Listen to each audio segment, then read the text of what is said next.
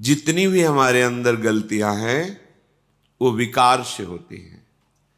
विकार का मूल होता है स्वसुख वांछा, स्वसुख वांछा का मूल होता है देहाभिमान, और देहाभिमान अज्ञान से होता है, और अज्ञान भगवान से विमुख होने पर होता है, प्रभु से विमुख होने पर होता है।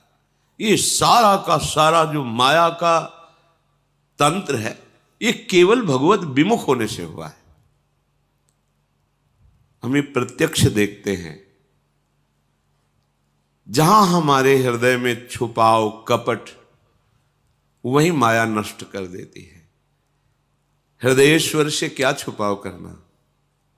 तुम्हारी माया बाजी पसारी विचित्र, सुनि मुनि मोहे काकी कौन, कहे श्री हरिदास तुम्हारे हम जीते तौ न तोड़। हरि यदि आप कहो कि तू बहुत गंदा है, तो मालिक ये माया किसकी है? आपकी ही है ना।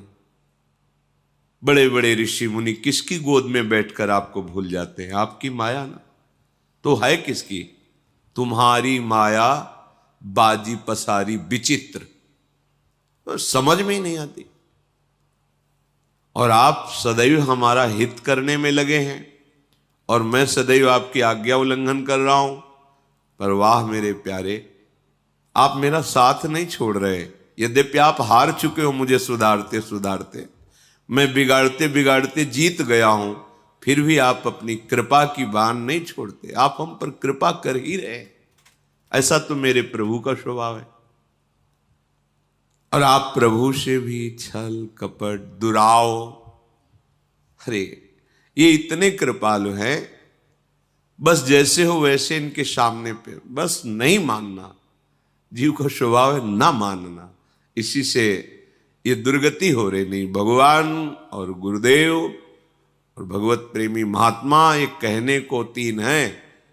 वैसा ही हृदय जैसा भगवान का, वैसे ही भक्तों का हृदय हो जाता है। क्योंकि भगवान कहते साधु हृदयम मह्यम, मैं साधु का हृदय बन जाता हूं। साधु का हृदय मैं बन जाता हूं, मैं ही हृदय बन जाता हूं। अगाध हृदय में करुणा होने पर भी जब आप कपट करते हैं, छल करते हैं, देखो अनंत जन्मों की बिगड़ी केवल धामवास से बन जाएगी।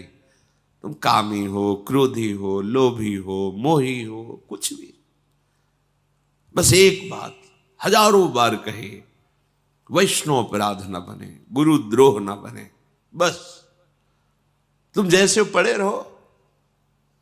यहां पड़े रहने से भगवत प्राप्ति हो जाएगी, पड़े रहने से। अरे धाम है भाई, ये कोई तीर्थ थोड़ी है। तीर्थराज प्रयाग भी जहां मस्तक रगड़ते हैं, ईश्वर कोटि के महापुरुष जहां की रज की याचना करते हैं, उस परम पावन धाम में आप वास कर रहे हैं। कहीं वास करके साधु समागम है, साधु समागम के प्रभाव से भजन, रात दिन आपकी दिनचर्या भागवतिक, तो आपके लिए भगवत प्राप्ति कोई कठिन बात है क्या? परे हम देखते हैं कपट का जाल हम प्रभु से भी रखते हैं, गुरुदेव से भी रखते हैं। अपने हृदय की बात उनको नहीं बताते हैं। मन ही मन जो हमारे अंदर प्रेरणाएं आती हैं उसके अनुसार कार्य करते हैं। फिर जानते, अभी इसी शास्त्र में आप आगे श्रवण करेंगे, जब कोई गुरु आज्ञा का उल्लंघन करता है और अधर्म आचरण करता है, तो जो राक्षस लोग हैं, दैत्य लोग हैं, उनका आवेश उन पर हो जाता है। आगे प्रश्न आगे आएगा, जो अभी चरित्र सुनाएंगे उसमें आगे आएगा कि ये भीष्म कैसे मार सकते हैं पांडवों को, कैसे मार सकते हैं पांडवों के पक्ष को। तो दैत्य लोग कहते हैं युधिष्ठिर को, तुम्हें बिल्कुल निश्चिंत रहना चाहिए, हम सब तैयार हैं। ये अमुक भीष्म के हृदय में जाएंगे, ये द्रोणाचार्य के हृदय में जाएंगे, क्योंकि वो अधर्म का पक्ष लें, इसलिए मेरे उनके प्रवेश करने में कोई भय नहीं। अब भीष्म कार्य नहीं करेंगे, मैं कार्य करूंगा उनके शरीर में बैठकर। आश्चर्य हुआ कि हो, ये जो आज्ञाओं का उल्लंघन करते हैं उनकी बुद्धि इतनी भ्रष्ट हो जाती है। उन्हें बताया कि जो अधर्म आचरण करता है मेरे लिए खुला दरवाजा हो जाता है। मैं राक्षस उसके हृदय में बैठकर ऐसे आचरण कराता हूं कि अपनी पार्टी में सम्मिलित कर लेता हूं। बोले तुम्हारी बुद्धि क्यों काम? क्योंकि वो आविष्ट हो चुकी है, असुरों से आविष्ट, आसुर भाव वहां प्रकाशित हो गया है। बार बार कहते हैं केवल बात मान लो, कोई नहीं छू पाएगा। जीते विनायक शुभ अशुभ, विघ्न करे नहीं कोई। पर बात क्या, प्रभु से भी छल, सामने कुछ और चेहरा, पीछे कुछ और चेहरा। बड़ा आश्चर्य है भगवती माया के इस महाबल का कि वो सर्वांतर्यामी प्रभु से भी कपट कर रहा है।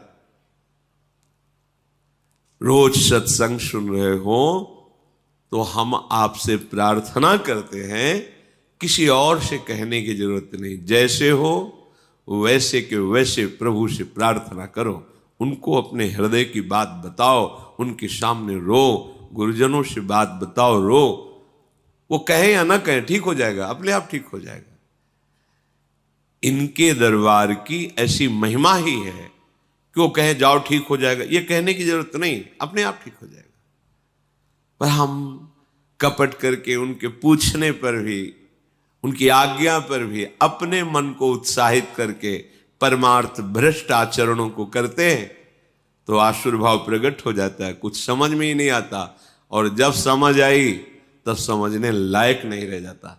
इसलिए रोज सत्संग सुनते हो, आप सबसे प्रार्थना है कि आप जो अधर्माचरण करेंगे उसका फल तो न्यून हो सकता है माना, पर इन दैत्यों का, इन असुरों का प्रवेश करने का रास्ता बन जाएगा। ये आसुर भाव, ये राक्षसी भाव तुम्हारे अंदर आकर फिर वो कृत्य कराएगा जो तुम बाद में कहोगे कि मैंने किया ही नहीं, पता नहीं कौन मेरे से करवा लिया। ये शास्त्र के रहस्य की बात बता रहे हैं आपको। इसलिए बहुत सावधान, बहुत कीमती जन्म है। सत्संग में बार बार कहते हैं सावधान हुए तो धाम भी छूट जाएगा, श्री जी के चरणारविंद का आश्रय छूट जाएगा, जीवन निरर्थक हो जाएगा। नहीं मानना। अहंकार इतना बैठा हुआ है कि बस वासना के प्रवाह की तरफ ही बहाए लिए जा रहा है। अरे डूबने वाले को एक तिनके का सहारा बहुत बड़ा होता है, फिर तुम्हें तो लाडली जी का सहारा मिला है, बहुत समुद्र में कैसे डूब सकते हो? गुरुदेव का सहारा मिला, कैसे डूब सकते हो? पर तुमने तो सहारा नहीं, सहारा तो लिया भोगों का, छल का, कपट का सहारा लिया, डूब जाओगे। सत्संग सुनो, उसे आचरण में उतारो और मन से लड़ना सीखो। ये मन से जो तुम हार रहे हो, इसमें तुम्हारी कमी है। तुम इतना दुलार मन को क्यों करते हो? थोड़ा प्यार तो प्रभु से कर लो, प्रभु के नाम से कर लो, प्रभु के जनों से कर लो, प्रभु की बात पर कर लो। अनंत जन्मों से इसी मन का दुलार करते रहे हो, इस जन्म में थोड़ा तो समझ जाओ। पर वो समझना नहीं, अपनी समझ को वासना के हाथ समर्पित कर दिया तो कैसे समझ पाओगे? उपासना के हाथ समर्पित कर दो, अभी ठीक हो जाओगे, अभी समझ जाओगे। कुछ ठीक नहीं होना, बस स्वीकृति बदल देनी। जहां स्वीकृति बदली तुम विजय प्राप्त कर लोगे। न तुम स्त्री हो न पुरुष हो, भगवान के अंश हो, प्रियाजू के निज जन हो। ये कहां स्वीकृति? स्त्री भाव में हुए तो काम क्रोध लोभ ईर्ष्या मुझे, पुरुष भाव में हुए तो इसी भाव की स्वीकृति से तुम्हारे अंदर ये सब दुर्गति वाले लक्षण हैं। भाव को तो बदलो, पर कोई सुनकर समझकर मानकर के बिरला ही चलता है। नहीं, सब मनमानी। हे मनमानी, इसीलिए भगवत प्राप्ति बहुत कठिन कही जाती है, इसीलिए संत समागम का फल मिलना बहुत कठिन हो जाता है, क्योंकि सब अपने मनमानी। अरे थोड़ा तो गुरुमानी बनो, थोड़ा तो शास्त्र आज्ञा का पालन करो। ये जन्म बहुत कीमती। देखो वैसे ही प्रारब्ध कर्म बड़े बड़े संतों को देखो कष्ट दे रहे हैं, तो आप विचार करो जरा, क्या आप सदैव सुखी रहेंगे? क्या आपका सदैव शरीर स्वस्थ रहेगा? क्या आपको सदैव सहयोग मिलेगा सांसारिक व्यक्तियों का? आज तुम्हारा शरीर स्वस्थ है, तुम जवान हो, तो तुम्हारे शरीर को भोगने के लिए तुम्हें मित्र मिल जाएगा। कल जब तुम्हारा शरीर अस्वस्थ होगा और तुम्हारा पाप कर्म बढ़ जाने के कारण सब कुछ क्षीण होगा, तब तुम्हें जिससे मिलना चाहिए उससे मिलने की सामर्थ्य नहीं रह जाएगी। फिर जो दुख मिलेगा तुम झेल नहीं पाओगे। मान जाओ, धर्मयुक्त विषय का सेवन करो, नाम जप करते हुए इतना बल बढ़ाओ कि मन से लड़के उसको परास्त कर दो, तो विजयी हो जाओगे। प्रभु के जनों के हृदय में जो प्रेम है वो तुम्हारा उत्थान कर देगा, वो तुम्हारा मंगल कर देगा।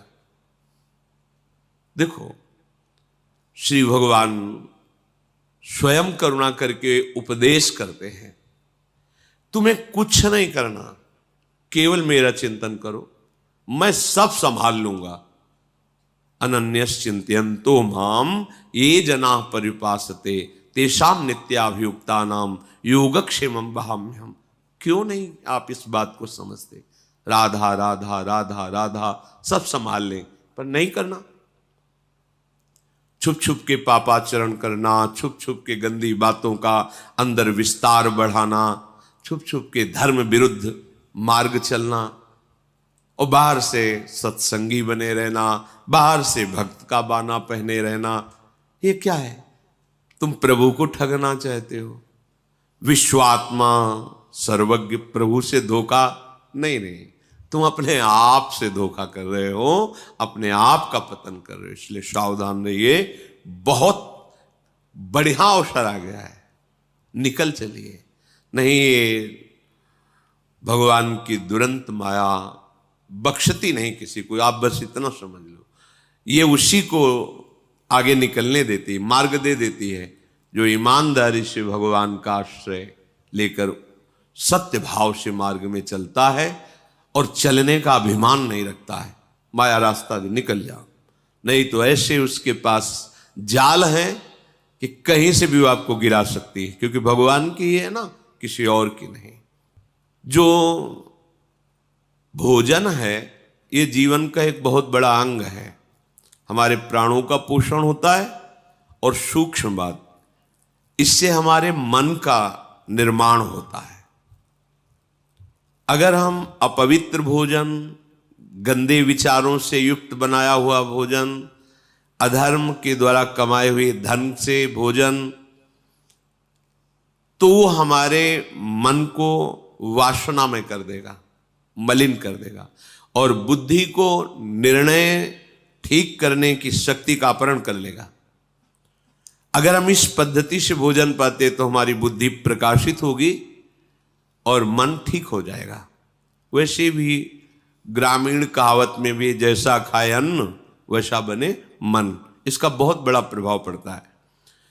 तो धर्म से कमाए हुए अन्न को जब हम रसोई में अमनिया करें तो उस समय विषय वार्ता, विषय चिंतन नहीं होना चाहिए। अंदर ही अंदर नाम जप करो, भगवत चिंतन करो और विचार करो कि प्रभु को भोग लगाना है, चाहे गृहस्थ हो चाहे विरक्त। प्रभु को अर्पित करने की भावना में ही पवित्रता आ जाती है। छूना मत, श्री जी को भोग लगाना है, एक पवित्रता आ जाती है। और जब हम भोग लगा के प्रसाद पाए तो दूसरे हाथ का स्पर्श न हो, बाएं हाथ का स्पर्श न हो। जैसे जो लोग दोनों हाथों से ऐसे, ये बुद्धि को खराब करने वाला, ऐसे नहीं पाना चाहिए। बाएं हाथ को अलग करके दाहिने हाथ से, एक हाथ से ही भोजन पाने का विधान है, आराम से केवल नाम जप करते हुए। दूसरा, शब्द रहितम, भोजन पाते समय आवाज नहीं करनी चाहिए, मौन रहना चाहिए। नाम जप करो अंदर से, कोई पद चला लो, शांत भोजन। भोजन परोसने वाला रोटी रख दी, हल्ला मचा के ये ऐसा नहीं। वो जब आपके सामने परोसने आ रहा है, वो जो दे रहा है आपको आवश्यक है, ले लीजिए। नहीं आ रहा है, जितना आया है राधे श्याम पाली। गृहस्थी में तो स्वयं आपने बनाया, भोग लगाया, आराम से बैठ के नाम जप करते हुए पाइए। एक हाथ से पाए, दाहिने हाथ का ही प्रयोग होना चाहिए। दोनों हाथ स्पर्श होने से फिर वो अपनी बुद्धि को मलिन कर देगा, ऐसा शास्त्रीय सिद्धांत है। पात्र में एक ही हाथ का स्पर्श होना चाहिए। ऐसे प्राय जो लोग सत्संग नहीं करते, साधु सेवन नहीं, वो दोनों हाथों से ऐसे नहीं पाना चाहिए, शास्त्र निषेध। तो भोजन भगवत चिंतन करते हुए बनाएं, प्रभु को अर्पित करें, और जब प्रसाद पाए तो मौन रखें। उस समय प्रसाद के समय बोला नहीं जाता, बातचीत ये वो ऐसा नहीं। किसी की तरफ देखो मत, अपने प्रसाद की तरफ देखो, सावधानी रखो, एक एक कवल में भगवत नाम जप, राधा राधा राधा। उससे क्या होगा, आगे कह रहे हैं, क्षमस तारणाय वही, अपने को तारने की और दूसरे को भी तारने की बुद्धि उसके अंदर प्रकट हो जाती है। हम लोगों की आज जो बुद्धि मलिन है ना, मनमानी आचरण करने का आदेश कर रही है, उसका कारण यही है। बहुत तरह से हम अपनी बुद्धि को अपवित्र करते रहते हैं। आहार पूरे जीवन का आधार है। भोजन ठीक है तो सब ठीक हो जाएगा।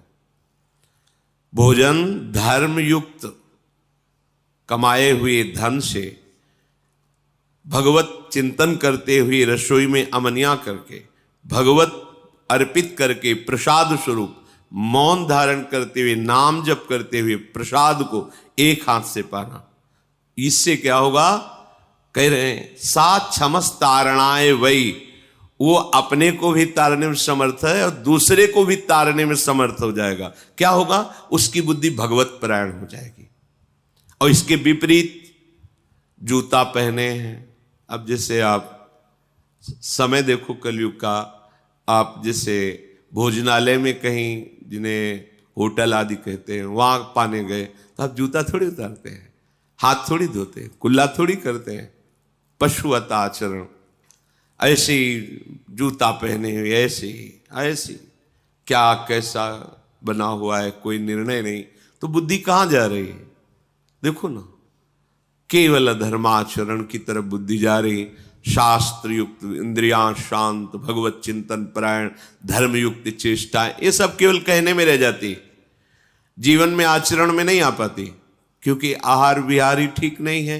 यही मूल है। बड़े बड़ी पवित्र बुद्धियों को भी आहार दूषित जाने पर भ्रष्ट आचरण हो गया। आहार बहुत बड़ा बल रखता है।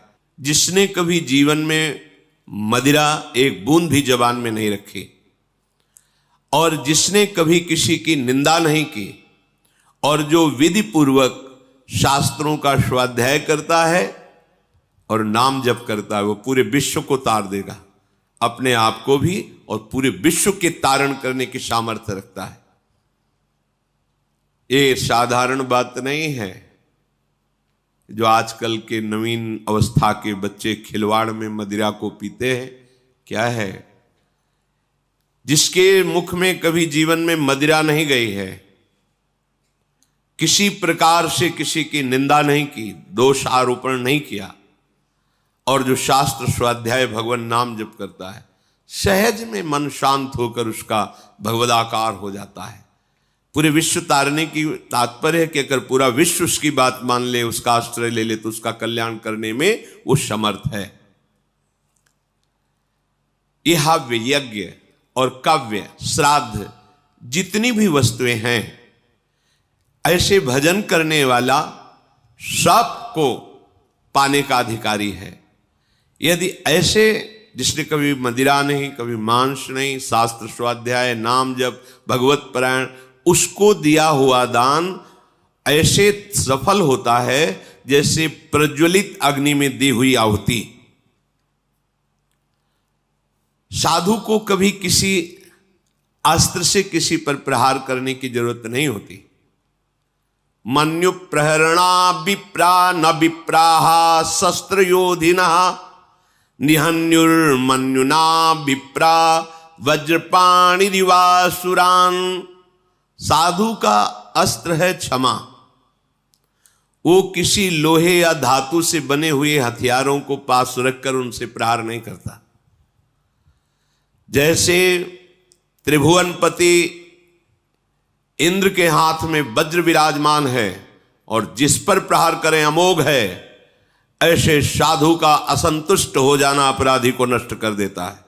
अस्त्र की जरूरत नहीं, मारने की जरूरत नहीं, मुस्कुराने की जरूरत है।